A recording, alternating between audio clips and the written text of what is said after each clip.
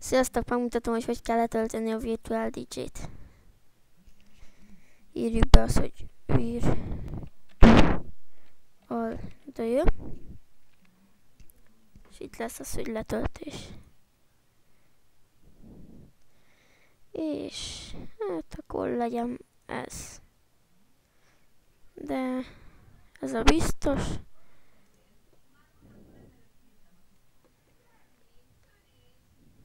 Letöltés. És itt ezt itt. Ott ne legyen pipa, bár ha akarod, akkor lehet. Még egyszer letöltés, elmented. Oda, ahol akarod.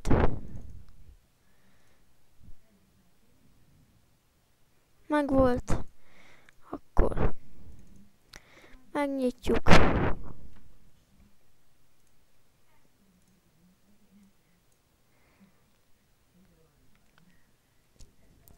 És telepíti.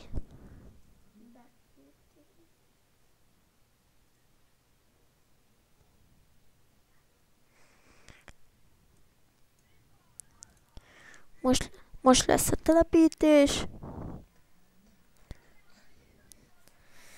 És hogyha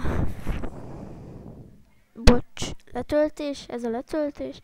És hogyha letöltöttük, akkor jön a letöltés. Hopp. Az a is ellenőrizze, hogy oké.